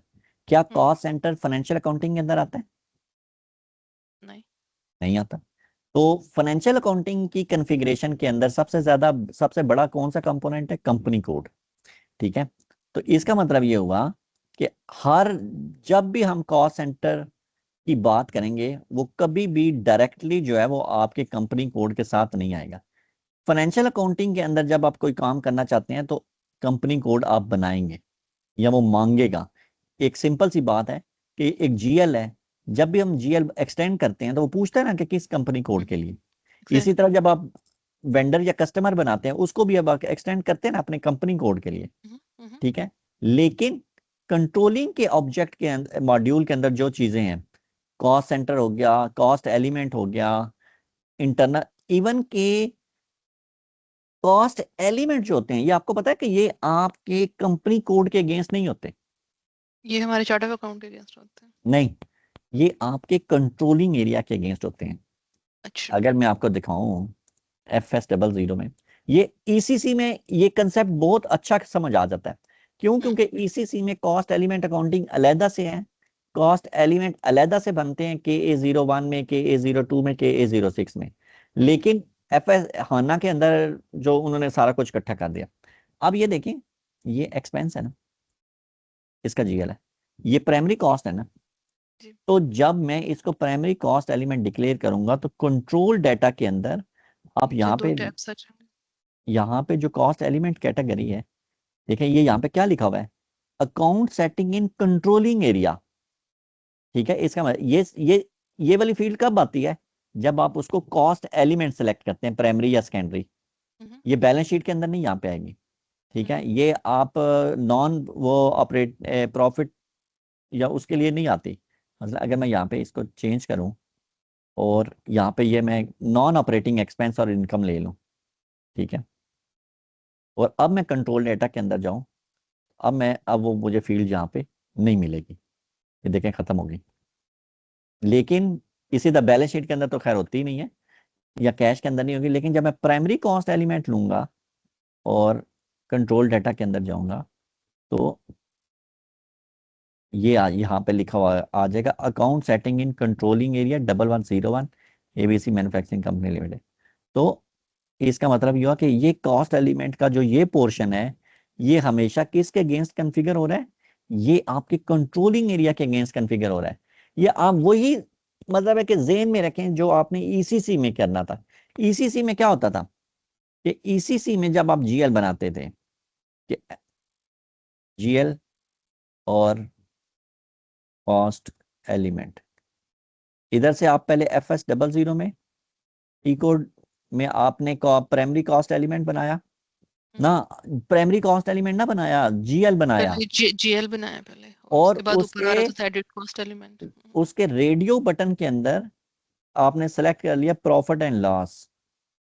ठीक है, कोई भी आप जीएल बना लें, जैसे ये ना FS00 की जो पहली टाइप एंड डिस्क्रिप्शन होती है, अगर आप कहीं ईसीसी आपके पास होगा तो यहाँ पे ये वाला ड्रॉप डाउन मेन्यू होता ही नहीं है उसमें। बिल्कुल ऐसा ही है। सिर्फ यहाँ पे इधर दो छोटे रेडियो बटन दो होते हैं, होते हैं। एक का नाम होता है प्रॉफिट एंड लॉस और एक का दूसरा नाम होता है बैलेंस बैलेंस शीट। शीट। जब आप प्रॉफिट एंड लॉस को सेलेक्ट कर लेते हैं तो इसका मतलब है कि वो जीएल जो है वो आप उसका कॉस्ट एलिमेंट बनाएंगे। अगर तो आपने प्राइमरी बनाना है तो फिर आपने कौन सा टी कोड चलाना है, के ए के जीरो जीरो वन वन और अगर आपने सेकेंडरी बनाना है तो के फिर ए कौन सा जीरो होगा, सिक्स KA06। और जब भी आप KA01 या KA06 चलाएंगे तो सिस्टम आपसे क्या पूछेगा, सबसे पहले पूछेगा कंट्रोलिंग एरिया और उसके बाद फिर वो पूछेगा कोड। ठीक है, प्राइमरी के वक्त जब आप उसको कोड देंगे ना, मतलब आपने यहाँ पे एक एज्यूम करता हूँ कि मैंने एक कोड बना लिया 1000 जीएल है, ठीक है, और उसका नाम मैंने रख लिया सैलरी। तो जब आप प्राइमरी का वहां पे जाएंगे KA01 के अंदर और अगर आपने वहां पे कोई कोड दे दिया, फर्ज कर लें 1002 और एंटर किया, तो वो नहीं बनाएगा, वो कहेगा पहले इसका जीएल बनाए। ठीक है, वो चेक करता है प्राइमरी के वक्त, वो चेक करता है कि ये कोड जीएल के टेबल में SKA1 या SKB, वो SKB1 नहीं होता ना, इसके B1 कंपनी कोड हाँ लेवल पे होते हैं और हाँ, इसके A1 SKA1 के अंदर वो मास्टर पड़ा कोड। हुआ है कि नहीं पड़ा हुआ, वो पहले चेक करता है उस वक्त। तो इसलिए अगर आप यहाँ पे अगर आपने 1000 एक जीएल बना लिया तो आप वहां पे 1002 देंगे तो वो आपको एरर दे देगा, वो कहेगा भाई पहले उसका जीएल बना के लाएं। तो जो ही आप 100 देंगे, एंटर करेंगे, तो वो खुद ही उसकी जो डिस्क्रिप्शन है सैलरी को उठा लेगा। सिर्फ आपने क्या करना होता है, उसके अंदर वो कॉस्ट एलिमेंट कैटेगरी 1 या 11 या 12 वो सेलेक्ट करनी होती है। लेकिन सेकेंडरी के अंदर नहीं वो चेक करता। सेकेंडरी के अंदर जब आप जाएंगे तो फर्ज कर लें कि आपने वहां पे कोई जीएल बनाया 1006, ठीक है, तो क्या है, नो नो चेकिंग बिल्कुल। इन FI। ठीक है, इसके अंदर प्राइमरी के अंदर क्या होता है, चेकिंग इन FI। कोई चेक करता है कि ये FI के अंदर बना हुआ है कि नहीं, इसमें वो चेक नहीं करता। तो इससे हमें एक और भी पता चल गया कि इससे हम एक और क्या नतीजा निकालते हैं कि each cost element has a GL। Her cost element का एक जनरल लेजर होगा, लेकिन each secondary cost element don't have a GL, उसका GL नहीं बनता, उसको अगर आप SK A1 SK B1 में से ढूंढेंगे तो वहां से आपको नहीं मिलेगा। आपको कॉस्ट एलिमेंट के टेबल में से तो वो मिल जाएगा। ये सेम कंसेप्ट हाना में भी है और ECC में भी है।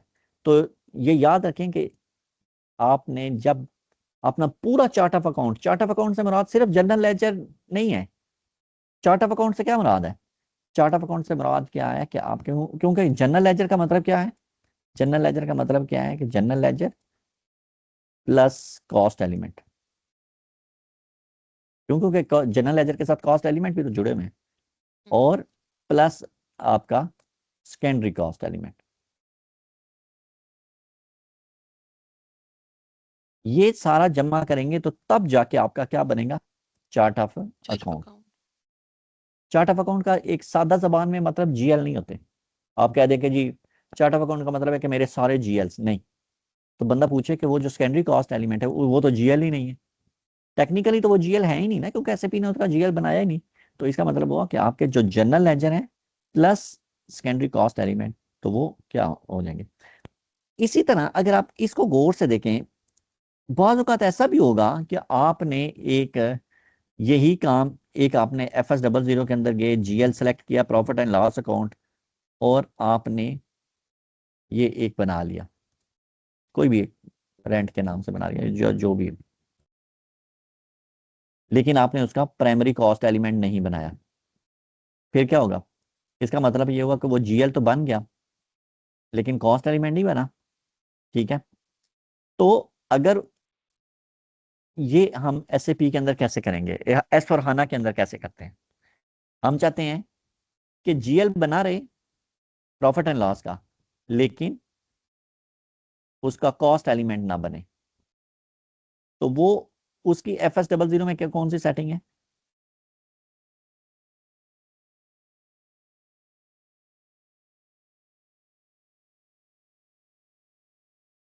GL बना रहे लेकिन कॉस्ट एलिमेंट ना बना। हाँ, पहले तो था ना कि आप GL बनाते थे FS00 में, फिर KA01 में जाते थे उधर बनाने के लिए। आप एग्जैक्टली। KA01 में ना जाएं तो वो नहीं बनता था। अब हम FS00 में ऐसा क्या करें कि GL बना रहे और कॉस्ट एलिमेंट ना हो।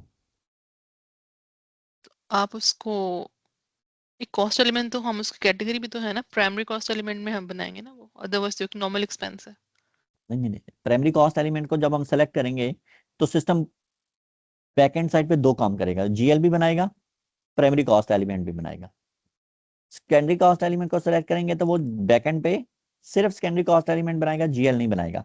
मेरी ये ख्वाहिश है कि मैं सिर्फ GL बनाऊं, प्राइमरी कॉस्ट एलिमेंट ना बनाऊं। तो S/4HANA के अंदर कैसे करेंगे वो? ऑपरेटिंग एक्सपेंस को ले लेंगे। नहीं, देखें, हमारे पास S/4HANA के अंदर जो है वो कितनी ऑप्शंस हैं। एक तो ऑप्शन है बैलेंस शीट। इसके लिए तो हमें सीधा सीधा पता है कि वो कौन कौन से GL बनाने हैं, जो कि हमारे एसेट्स प्लस लाइबिलिटी से रिलेटेड जितने भी GLs होंगे उनके लिए हम क्या करेंगे, इस ड्रॉप डाउन मेन्यू में से बैलेंस शीट को सेलेक्ट कर लेंगे। ठीक है। और सिस्टम उसके अगेंस्ट क्या करेगा? जब हम ये सेलेक्ट करेंगे तो हम यहाँ पे लिख देते हैं कि कॉस्ट एलिमेंट, तो नो। जब आप एसेट या लाइबिलिटी को सेलेक्ट करते हैं तो सिस्टम बैकएंड पे कॉस्ट एलिमेंट नहीं बनाता।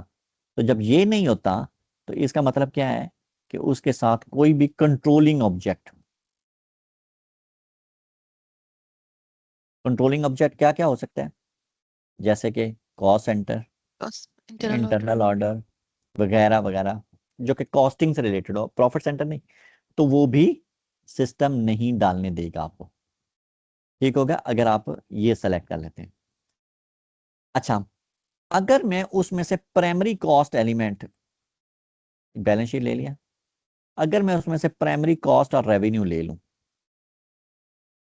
प्राइमरी कॉस्ट और रेवेन्यू ले लूं, तो इससे मेरे कौन कौन से GLs बनेंगे जो मेरे प्रॉफिट एंड लॉस से रिलेटेड है, वो मेरे GLs होंगे। क्या उसका उससे कॉस्ट एलिमेंट बनेगा? जी। बनेगा। यस, चलिए हम एक और भी इसमें हम हाँ, जीएल, इसमें जीएल बनेगा और इसमें भी जीएल बनेगा। दोनों सूरतों में जीएल तो लाजमी बन रहा है। हम्म, ठीक है, जब मैं ये सेलेक्ट करूँ, और कंट्रोलिंग ऑब्जेक्ट भी मैंडेटरी है, वो मांगेगा, उसके बगैर वो आपको जाने ही नहीं देगा। हम्म, सेकेंडरी कॉस्ट अगर मैं ले लूं, मैं जीएल यहाँ से बनाते वक्त अगर मैं सेकेंडरी कॉस्ट ले लेता हूँ, ये एस, उस सूरत में क्या होगा, मेरे कौन से जीएल्स हैं, वही जो मेरे प्रॉफिट एंड लॉस के जीएल्स नहीं अब मैंने लेने, मैंने कौन से जीएल्स बनाने हैं, स्पेशली कंट्रोलिंग से रिलेटेड होंगे। हाँ, स्पेशल कंट्रोलिंग से रिलेटेड जो भी होंगे, SPECIAL, स्पेशल सीओ के जो जीएल्स होंगे। ठीक है, क्या उसका जीएल बनेगा, नहीं। नहीं बनेगा। कॉस्ट एलिमेंट बनेगा, जी। यस, और कंट्रोलिंग ऑब्जेक्ट होगा, जी। यस। जाहिर बात है, उसने तो सीईओ के अंदर ही घूमना फिरना है। मुख्तलिफ पर्पज़ के लिए हो सकता है, जैसे कि असेसमेंट के लिए हो सकता है, जैसे कि इंटरनल एक्टिविटी एलोकेशन के लिए हो सकता है, ओवरहेड कैलकुलेशंस के लिए हो सकते हैं, इसी तरह और भी कुछ पर्पज़ हैं। वो मेरे ख्याल से 5 या 6 पर्पज़ हैं, उनमें से किसी एक के लिए हो सकता है। अब एक और ऑप्शन आ गई, कैश। कैश को जब मैं सेलेक्ट कर लेता हूँ तो इससे मैंने कौन कौन से जीएल्स बनाने हैं, इसमें नॉर्मली कैश चैनल वगैरह आते हैं जो हाँ हमारे cash, day to day activities होते हैं। कैश के या मेरे बैंकिंग के। ठीक है, इससे मेरे या तो पेटी कैश के होंगे और करेक्ट। या मेरे बैंकिंग के जीएल। बैंकिंग में 3-4 ही जीएल होते हैं, जैसे bank incoming, bank out going और मेन बैंक, ये वाले मेन होते हैं। बाकी जो एक्सपें जो होते हैं ना बैंक चार्जेस, वो अलग होते हैं, वो तो आपके एक्सपेंस है ना। अच्छा, ये जब मैं सेलेक्ट करूंगा तो उसके अगेंस्ट क्या जीएल बनेगा, जी। बनेगा। कॉस्ट एलिमेंट बनेगा, नहीं। क्या उसके कंट्रोलिंग ऑब्जेक्ट सिस्टम मांगेगा, नहीं। नहीं। क्यों नहीं मांगेगा, क्यों, क्योंकि ये बैलेंस जो इसकी कैटेगरी या बैलेंस, टाइप, इसकी बैलेंस शीट टाइप। हाँ, हिडन तौर पे वो बैलेंस शीट आइटम है। लास्ट एक कैटेगरी है जिसके बारे में बहुत कम जो है ना लोग उसका पर्पस समझते हैं, नॉन ऑपरेटिंग एक्सपेंस और इनकम, एक्सपेंस और इनकम। अब जैसे कि नाम नाम खुद बता रहे हैं कि कौन से जीएल होंगे, एक्सपेंसेस और इनकम के, यानी कि जिसको हम कहते हैं प्रॉफिट एंड लॉस जीएल्स। जब भी आपने वो बनाने हो तो आपके पास ऑप्शन है, या तो आप प्राइमरी कॉस्ट ले लें या फिर आप नॉन ऑपरेटिंग एक्सपेंस और इनकम ले लें। आप मुझे ये बताएं, इससे जीएल बनेगा, जी। बनेगा, यस। इससे कॉस्ट एलिमेंट बनेगा, नहीं। नो। नहीं। कंट्रोलिंग ऑब्जेक्ट आएगा, नो। नो। तो ये वो वाली चीज है जो कि अभी हम डिस्कस कर रहे थे, कि अगर मेरा दिल करे कि मैं बनाऊं तो जीएल प्रॉफिट एंड लॉस का, लेकिन मैं चाहता हूं कि मैं कॉस्ट एलिमेंट ना बनाऊं, तो फिर मैं क्या सेलेक्ट करूं, तो फिर मैं ये सेलेक्ट करूंगा। ये कहा था ये मैंने कि ठीक नॉन है, ऑपरेटिंग मतलब एक्सपेंस और कैटेगरी। इनकम को मैं जब ये सेलेक्ट कर लूंगा तो सिस्टम मुझे एक्सपेंस तो बुक करने देगा, ठीक है, लेकिन without activation of controlling module. फिर मुझे वो सिस्टम नहीं कहेगा कि तुम कॉस्ट सेंटर डालो या इंटरनल ऑर्डर डालो। यानी कि इसका ये मकसद है कि अगर ऐसी ऑर्गेनाइजेशन है कि जिसने कॉस्ट कंट्रोलिंग को नहीं एक्टिवेट किया या वो उसको यूज ही नहीं करना चाहते, लेकिन वो चाहते हैं कि हम बैलेंस शीट के जीएस अलहदा कर लें और प्रॉफिट एंड लॉस के अलहदा रखें, तो ऐसा क्या करें, तो उसके लिए फिर वो क्या करेंगे, वो नॉन ऑपरेटिंग एक्सपेंस और इनकम में से इसको सेलेक्ट कर लेंगे। तो इस ये एक छोटी सी चीज है कि जो कि हमें इस चीज को क्लियर होना चाहिए कि हमारे प्रॉफिट एंड लॉस के ऐसे कौन से जीएल्स हैं जिनके साथ हमें कॉस्ट सेंटर लाजमी लगाना है।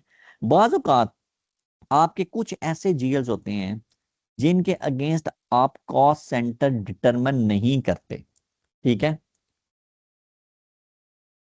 मिसाल के तौर पे, लेकिन ऐसे भी खैर अब सहूलत देता है, पहले भी देता है, लेकिन कुछ ऑर्गेनाइजेशन वो नहीं करती। वो कहते हैं खैर, ये मसलन जो एक्सचेंज गेन एंड लॉस के जीएल्स हैं, इसमें बाज़ औक़ात आप क्योंकि ये पोस्टिंग इसकी कब होती है, बैकएंड साइड पे होती है तो ये प्रॉफिट एंड लॉस का जीएल, ठीक है, लेकिन इसके अंदर पोस्टिंग कब होगी, बैकएंड साइड पे, जब सिस्टम आपका realise gain and loss calculate करेगा या unrealise gain and loss calculate करेगा पेमेंट के वक्त। वो देखेगा इनवाइस डॉलर उस वक्त ये रेट था, पेमेंट के वक्त डॉलर का ये रेट है, तो सिस्टम कैलकुलेट करेगा कि एक्सचेंज गेन एंड लॉस कितना करना है, तो उस वक्त सिस्टम उसके अंदर पोस्टिंग करेगा। तो उस वक्त सिस्टम इसके अंदर कॉस्ट सेंटर नहीं डाल सकता, क्यों, क्योंकि ये तो जीएल ही बैकएंड पे आपने कॉन्फ़िगर किया हुआ है ना। तो उसका एक हाल ये है कि आप ये बनाते हुए नॉन ऑपरेटिंग एक्सपेंस और इनकम बना लें, क्योंकि इसके अंदर आप कॉस्ट सेंटर रन टाइम के ऊपर तो डिटरमाइन नहीं कर सकता सिस्टम। या फिर दूसरा हाल ये है कि आप इसको वो डिफॉल्ट कॉस्ट सेंटर की जो स्क्रीन है OKB9 उसके अंदर जाके फिर इसका एक कॉस्ट सेंटर इसको असाइन कर दें। ज- अब ज्यादातर लोग तो OKB9 के अंदर करते हैं, लेकिन मैंने कई ऑर्गेनाइजेशन के अंदर देखा है कि वो इसको नॉन ऑपरेटिंग एक्सपेंस और इनकम के अंदर ले जाते हैं और इसको फिर ताकि कॉस्ट सेंटर असाइन ही ना करना पड़े, और वो इस तरह करते हैं। बहरहाल ये डिपेंड करता है कि कैसे करते हैं। तो इससे हमें हमने ये रखना है कि जब हम जीएल बनाएं तो ये हमें क्लैरिटी होनी चाहिए कि कौन से जीएल्स हैं जिनके अगेंस्ट हमने कॉस्ट सेंटर या इंटरनल ऑर्डर यूज करना है, और कौन से हमारे जीएल्स होंगे जो कि बैलेंस शीट आइटम या सेकेंडरी कॉस्ट जो हमने किस पर्पस के लिए बनाए हैं, ताकि हम उस हिसाब से अपने चार्ट ऑफ अकाउंट को कन्फिगर कर सकें। अच्छा जी, ठीक है। अब हम आ जाते हैं थोड़ा सा इससे आगे, कॉस्ट सेंटर अकाउंटिंग की थोड़ी सी हमने कन्फिग्रेशन देख ली जो कि मोस्टली रिलेटेड जो है वो कॉस्ट सेंटर कैटेगरी से रिलेटेड है। अब हम आते हैं प्रॉफिट सेंटर की कन्फिग्रेशंस के ऊपर। प्रॉफिट सेंटर की बहुत मिनिमम कन्फिग्रेशन अभी हम देखेंगे।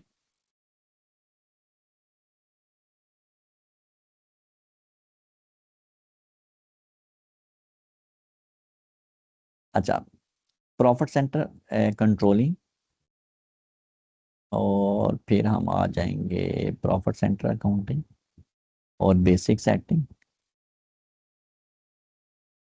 और फिर set controlling area setting, maintain controlling area setting, data is locked bye my self. अच्छा भाई, ये मैंने किस जगह पे खोल लिया, ये यहाँ पे खोला हुआ है। अच्छा जी, अब हम आ जाते हैं। अच्छा, ये हमने हमारा कंट्रोलिंग एरिया था 12-11, हमने इसके अगेंस्ट कन्फिग्रेशन करनी है। सेम जैसे हम कंट्रोलिंग एरिया मेन बना रहे होते हैं तो उसके अंदर हम एक कॉस्ट सेंटर की स्टैंडर्ड हायरार्की जो है ना वो कॉन्फ़िगर करते हैं। इसी तरह हम यहाँ पे भी सिस्टम कह रहा है कि यहाँ पे भी एक स्टैंडर्ड हायरार्की आप कॉन्फ़िगर करें। कोई भी हम कह देते हैं, वही 12-11 कोड लगा देते हैं, तो वो लगा देंगे हम यहाँ पे।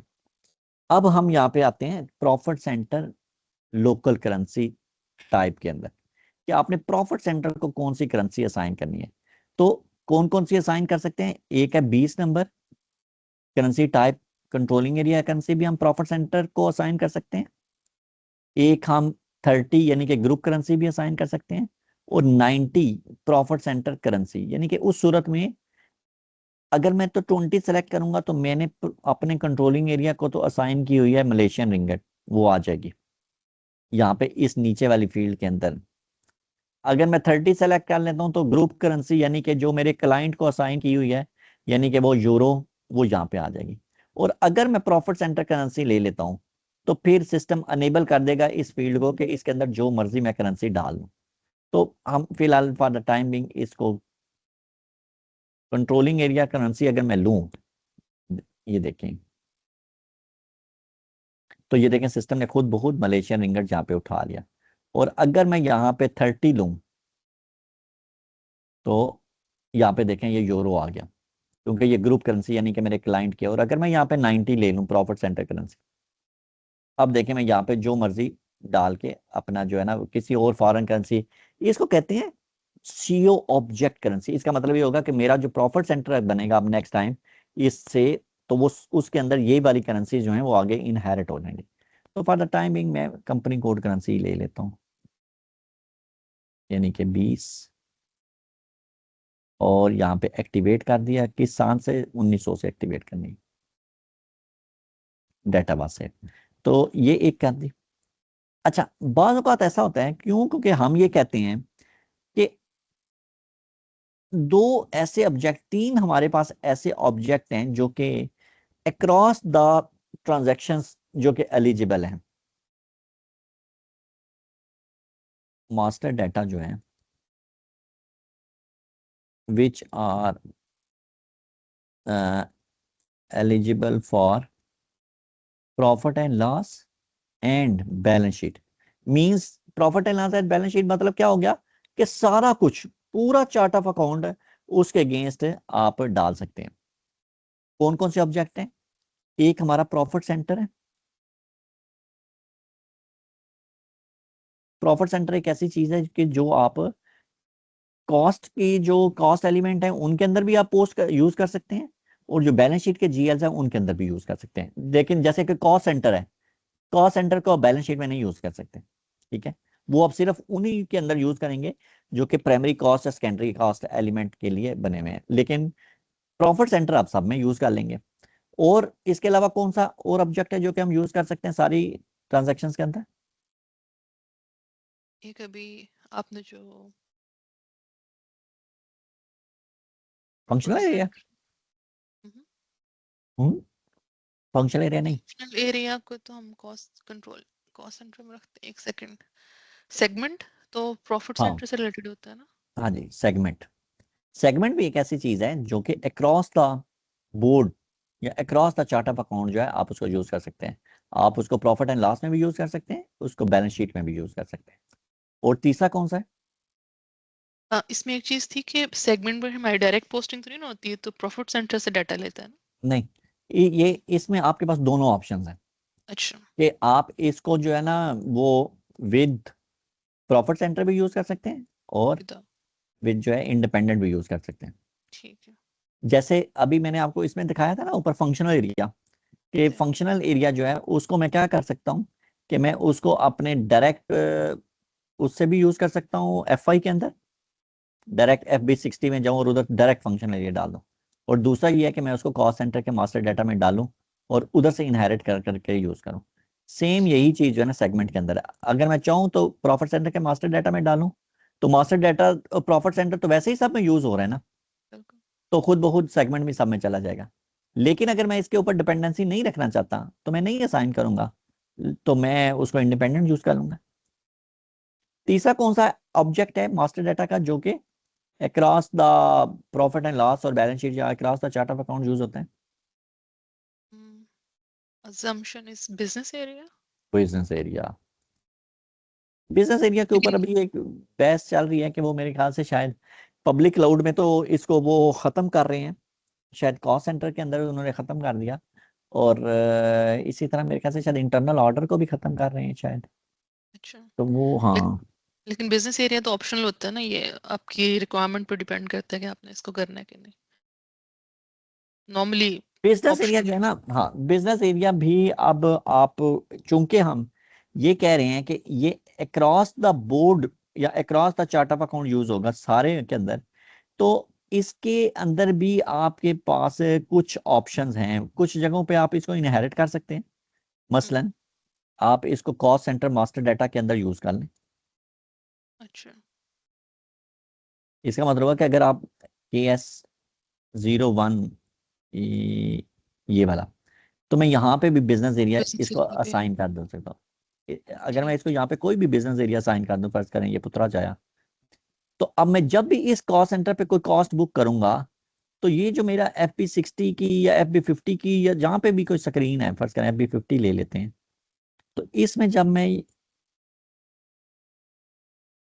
यहाँ पे ये इधर कॉस्ट सेंटर डालूंगा, तो ये वाला बिजनेस एरिया की ये जो फील्ड है ये मेरी खुद ब खुद पॉपुलेट हो जाएगी। इधर मैं कॉस्ट सेंटर बिजनेस डालूंगा एरिया और तो साथ बिजनेस में एरिया, प्रॉफिट सेंटर पैरेलली। हाँ, हाँ कॉस्ट सेंटर डालूंगा तो बिजनेस एरिया भी पॉपुलेट हो जाएगा और आगे प्रॉफिट सेंटर भी प्रॉफिट पॉपुलेट हो सेंटर। जाएगा। और अगर कॉस्ट सेंटर के अंदर फंक्शनल एरिया हुआ, तो वो भी आगे जो फंक्शनल एरिया की फील्ड है वो भी पॉपुलेट हो जाएगी। तो ये डिपेंड करता है कि यानी कि रिपोर्टिंग असल मतलब है कि हर जगह पे हम यही कहते हैं कि किसी भी सॉफ्टवेयर का पर्पस क्या है कि वो रिपोर्टिंग, ठीक है? डाटा तो आप किसी जगह पे भी डाल सकते हैं ना, आप एक्सेल में डाल लें, ठीक है, आप किसी जगह पे अगर वो आप सॉफ्टवेयर आपकी रिपोर्टिंग रिक्वायरमेंट को नहीं पूरा कर रहा, तो फिर वो सॉफ्टवेयर बेशक जितना मर्जी कीमती हो या जितना मर्जी सस्ता हो, वो फायदा नहीं है। उसके बाद फिर देखा जाता है कि उसके अंदर डाटा की इंटेग्रिटी कितनी है, कि डाटा किस हद तक सिक्योर है। पहला तो ये है ना कि डाटा बहुत सिक्योर हो और रिपोर्ट निकलती ना हो, तो हमने उसकी सिक्योरिटी को क्या करना। तो एसएपी के अंदर हमें सबसे पहले यही चीजें देखी जाती हैं। जब भी हम किसी क्लाइंट के पास जाते हैं तो रिक्वायरमेंट गैदरिंग के अंदर, तो हम सबसे पहले उन्हें क्या कहते हैं, हम उन्हें कहते हैं भाई आप ऐसे करें, आप हमें अपनी रिपोर्ट्स दिखाएं, हमें पता चले कि आपको आउटपुट क्या चाहिए। फिर हम देखेंगे कि उस आउटपुट को हासिल करने के लिए इनपुट जो है ना वो किस किस जगह से आप डाल सकते हैं, क्योंकि उनको तो नहीं पता ना कि एसएपी के अंदर क्या क्या चीजें होती हैं। कॉस्ट सेंटर होता है, प्रॉफिट सेंटर होता है, इंटरनल ऑर्डर है, बिजनेस एरिया, उनको नहीं पता। ये आपको पता है। आपने जब उनकी रिपोर्ट्स को देख लेना है, तो फिर आपने डिटरमिन कर लेना कि अच्छा ठीक है जी, ये जो आप एरिया वाइज सेल कर रहे हैं ना, तो एरिया को हम प्रॉफिट सेंटर ले लेते हैं। अच्छा, ये जो आपकी प्रोडक्ट की जो टाइप्स हैं, इसको हम कर लेते हैं कि फर्स्ट कर लें बिजनेस एरिया में हम डाल लेते हैं। तो वो हम आप कॉस्ट सेंटर को डाल देंगे कि जी ये कॉस्ट सेंटर जो है ना, ये प्रोडक्ट। कहने का मकसद है कि वो आपने खुद फिर डिसाइड करना होता है, फिर उसके ऊपर फिर फर्दर आगे मतलब है कि बात होती है, और उसके फिर यूएटी वगैरह चलती हैं, देखी जाती हैं रिपोर्ट्स, क्या आप रिपोर्ट्स उस तरह से जनरेट कर रहे हैं कि नहीं कर रहे। तो कोई भी इसके ऊपर कोई fix hard and fast rule नहीं हम कह सकते कि बिजनेस एरिया क्या चीज होगी, फंक्शनल एरिया क्या चीज होगी, प्रॉफिट सेंटर क्या चीज होगी। ये आपने खुद से डिसाइड करना होता है with consent of the client. तो हम बात कर रहे हैं कि क्या तीन चीजें हैं जो अक्रॉस द बैलेंस शीट और प्रॉफिट एंड लॉस होती हैं। तो इसका मतलब ये हुआ कि अगर आप अकाउंट जो स्टेटमेंट है, जो लीगल आपकी रिपोर्ट्स हैं, लीगल आपकी रिपोर्ट्स क्या होती हैं, एक आपकी प्रॉफिट एंड लॉस है और एक आपकी बैलेंस शीट है। वो किन किन, अगर आपका क्लाइंट कहता है कि मुझे अपनी बैलेंस शीट इस चीज के ऊपर तैयार करनी है, प्रोडक्ट के ऊपर तैयार करनी है, मैं चाहता हूँ मेरी बैलेंस शीट जो है वो एरिया वाइज बने, या मेरी बैलेंस शीट फर्ज करें जो है वो किसी भी और लेवल के ऊपर बने, तो आपने देख लेना है कि उसमें से फिर किस चीज को आप सेगमेंट बना लें, किस चीज को आप बिजनेस एरिया बना लें। क्योंकि ये चीजें ऐसी हैं जो कि सारी ट्रांजैक्शंस के अंदर पोस्ट होंगी। जब सारी ट्रांजैक्शन के अंदर पोस्ट होंगी, तो तब भी आप प्रॉफिट एंड लॉस और बैलेंस शीट बना सकते हैं, वरना नहीं बना सकते। फंक्शनल एरिया क्या है, उसका उसका क्या मसला है कि वो सिर्फ और सिर्फ प्रॉफिट एंड लॉस के अंदर जाता है, वो बैलेंस शीट के अंदर नहीं जाता। इसी तरह वो कॉस्ट सेंटर का क्या इशू है कि वो भी सिर्फ प्रॉफिट एंड लॉस के अंदर आता है, बैलेंस शीट के अंदर नहीं आता। लेकिन प्रॉफिट सेंटर, सेगमेंट और बिजनेस एरिया, ये तीनों चीजें ऐसी हैं जो प्रॉफिट एंड लॉस और बैलेंस शीट दोनों में आ रही होती हैं। तो इनको भी आपने ये ध्यान में रखा। हम देख रहे थे कि प्रॉफिट सेंटर की जो कॉन्फ़िगरेशन है हमने थोड़ी सी की। बाज औकात ऐसी जगह भी आ सकती हैं जहां पे कॉस्ट सेंटर तो नहीं है, लेकिन आप ये चाहते हैं कि कोई बंदा भूल भी जाए, अगर फर्ज कर लें हो जाता है, भूल गया, ठीक है, आपने प्रॉफिट सेंटर मैंडेटरी नहीं किया हुआ, तो एंड यूजर कभी भूल गया, लेकिन आप चाहते हैं कि यार प्रॉफिट सेंटर हर हाल में हो, तो एसएपी कहता है कि उसके लिए आप एक डमी प्रॉफिट सेंटर बना लें सिस्टम के अंदर। अब डमी कैसे बनेगा वो हम देख लेते हैं।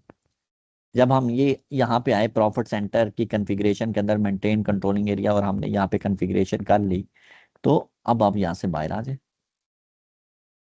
बेसिक सेटिंग से भी बाहर आ जाते हैं, मास्टर डाटा में आ जाते हैं प्रॉफिट सेंटर अकाउंटिंग के अंदर, और प्रॉफिट सेंटर, और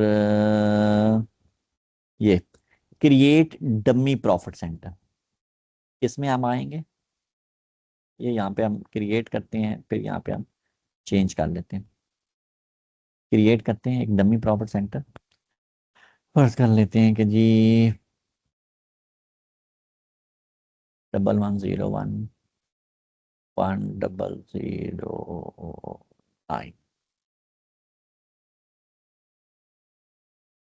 ऊपर बेसिक डाटा में जाएंगे, हम कह देते हैं कि जी डमी पीसी 1101,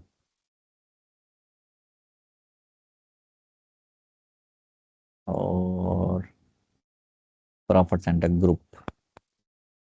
ओ अच्छा, ये 1211 में आ गया, नहीं ये गलत हो गया। डमी प्रॉफिट सेंटर, पहले कंट्रोलिंग एरिया सेट कर लें 1101 has already been assigned to dummy. अच्छा, वो कह रहे हैं 1101 2222, वो हमने पहले ही एक बनाया हुआ। अच्छा, वो एक बना लिया था, तो वो उसको ही देख लेते हैं। SIMG कंट्रोलिंग और profit center accounting, master data, profit center और create dummy profit center, change dummy profit centre.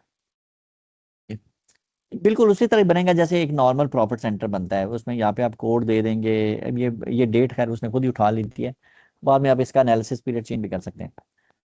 ये प्रॉफिट सेंटर आ गया, ये उसका नाम आ गया, कोई आप रखने डमी प्रॉफिट सेंटर जो भी है, और ये उसका प्रॉफिट सेंटर ग्रुप और सेगमेंट आ गया। और यहाँ पे आके आप उसको अपने कंपनी कोड के लिए एक्सटेंड कर देंगे, अगर मल्टीपल कंपनी कोड्स हों तो मल्टीपल कंपनी कोड्स के लिए भी। इसका फायदा क्या है? इसका फायदा ये है कि जो डमी प्रॉफिट सेंटर होता है, हर वो फी ट्रांजैक्शन जिसके अंदर and user profit centre inter करना भूल गया, सिस्टम खुद ब खुद ये प्रॉफिट सेंटर उसको असाइन कर देगा। और आपने क्या करना होता है, मंथ एंड एक्टिविटी के ऊपर जाके एक कोई असेसमेंट के थ्रू या सेटलमेंट या डिस्ट्रीब्यूशन के थ्रू आपने इस प्रॉफिट सेंटर से पैसे निकाल के, तो जो प्रॉफिट सेंटर होगा एक्चुअल, उसके अंदर आपने डाल देने हैं। तो कम से कम आपका ये होगा कि आपकी हर लाइन आइटम कम से कम प्रॉफिट सेंटर वाइज जो है वो सिस्टम में पोस्ट हो रही होगी। लेटर ऑन फिर आप उसको एक्चुअल या रियल प्रॉफिट सेंटर उसके ऊपर लेके जा सकते हैं। तो ये इसका एक फायदा है। नॉर्मली एक कंट्रोलिंग एरिया के अंदर एक प्रॉफिट सेंटर हो सकता है, अगर आप चाहें तो मल्टीपल अगर कंपनी कोड्स हैं तो हर कंपनी कोड के लिए अलग अलग प्रॉफिट सेंटर भी आप बना सकते हैं, डमी प्रॉफिट सेंटर, उसको बाद में यूज भी कर सकते हैं।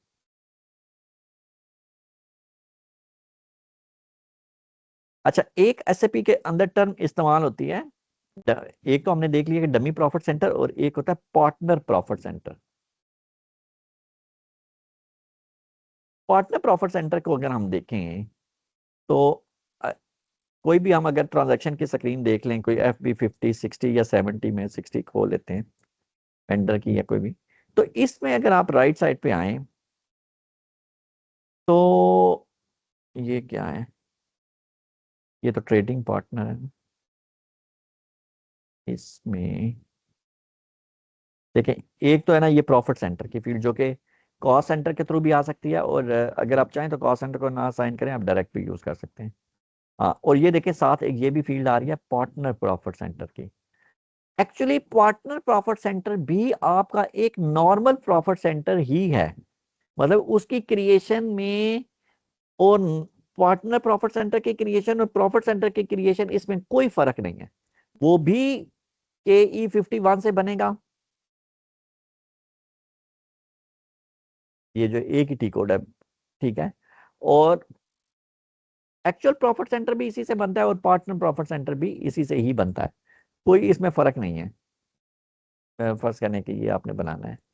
और उसी तरह आप यहाँ पे आएंगे, नाम लिखेंगे, कोई डिटर्मिनेशन आप अलग अलग नहीं कर सकते। यहाँ ये सिर्फ और सिर्फ क्या है, आपकी रिपोर्टिंग के अंदर मास्टर डाटा डायमेंशन जो हैं, ये उसके लिए है कि फर्ज करें कि आपके पास इतनी ज्यादा चीजें हैं कि आपको यहाँ पे अलग अलग करनी है, ताकि हर तरह से रिपोर्टिंग जो है वो कस्टमर को हम बता सकें या कस्टमर ले सके, तो आप प्रॉफिट सेंटर में भी डाल लें एक और हिरारकी बना लें प्रॉफिट सेंटर की, वो हम आगे चल के देखेंगे कि कैसे बनाएंगे। उसको आप प्रॉफिट पार्टनर प्रॉफिट सेंटर के अंदर भी बना डाल सकते हैं। रिपोर्टिंग जो जो आती जाएगी, डाटा उसके ऊपर पोस्ट होता जाएगा, तो फिर आप पार्टनर प्रॉफिट सेंटर के ऊपर अलहदा से रिपोर्ट चला के भी आप देख सकते हैं, एनालिसिस कर सकते हैं। और भी चीज़ें हैं, ये WBS एलिमेंट यानी कि वर्क ब्रेकडाउन स्ट्रक्चर, ये अगर हमने कभी प्रोजेक्ट सिस्टम को किया तो उसमें हम फिर देख लेंगे। ये फंड सेंटर और कमिटमेंट आइटम, ये दोनों पब्लिक सेक्टर मैनेजमेंट से रिलेट कर रहे हैं। वो जो हमने शायद पिछले लेक्चर या उससे भी पिछले लेक्चर में हमने कहा था कि बजटिंग के लिए जो है सबसे अच्छा मॉड्यूल कौन सा है, वो कौन सा मॉड्यूल है सबसे अच्छा?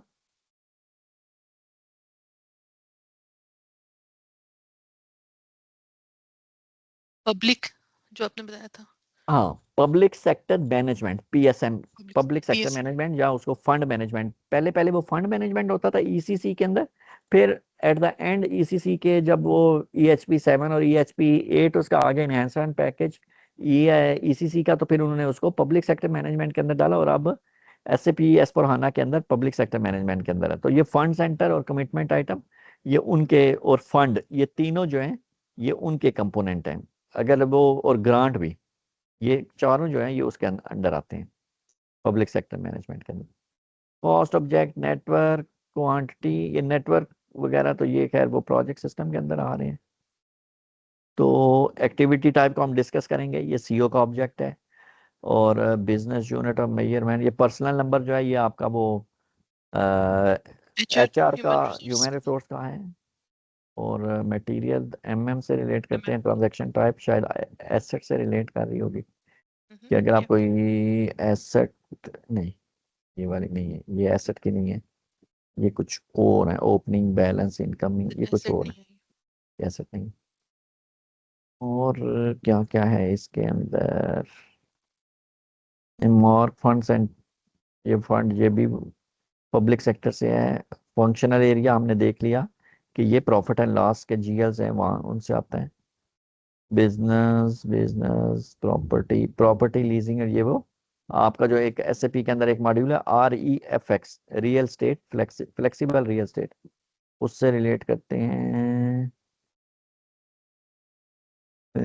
कॉन्ट्रैक्ट, कॉन्ट्रैक्ट नंबर, ये भी REFX है। ये जॉइंट वेंचर जो है, ये जो ऑयल एंड गैस की जब इम्प्लीमेंटेशन की जाती है तो उसके अंदर ये जॉइंट वेंचर जो है ये बनाए जाते हैं। और यहाँ पे जो है ना वो फिर, या जो आपकी आईएस की जो सर्विसेज इंडस्ट्री है, जैसे कि सुई गैस हो गया, बिजली हो गई, उनकी जो इम्प्लीमेंटेशन होती है उसके अंदर भी जॉइंट वेंचर को हम यूज़ करते हैं। और सेगमेंट ये यहाँ पे आ गया, चाहें तो cost and in profit centre से इनहेरिट करवा लें, अगर आप चाहें तो यहाँ पे इंडिपेंडेंटली जो है ना वो इंटर कर दें।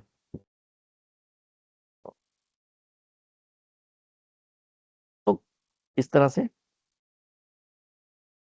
आप इनके अंदर हाँ यूज कर सकते हैं। तो पार्टनर प्रॉफिट सेंटर भी आपका एक एक्चुअल प्रॉफिट सेंटर ही है, लेकिन आपकी रिपोर्टिंग को और बेहतर बनाने के लिए आप कुछ प्रॉफिट सेंटर जो होते हैं वो कॉस्ट सेंटर को असाइन कर देते हैं, और कुछ प्रॉफिट सेंटर को आप इंडिपेंडेंट यूज करते हुए पैरेलल आप पार्टनर प्रॉफिट सेंटर की फील्ड में डाल के आप उससे रिपोर्टिंग जो है ना वो आप डिफरेंट डायमेंशंस की ले सकते हैं। सही। तो यहाँ तक कोई क्वेश्चन? नहीं, क्लियर, सब कुछ क्लियर। अच्छा, तो चलें आज हम इसको इतना ही करते हैं। इससे आगे फिर हम जो है ना नेक्स्ट जो है ना वो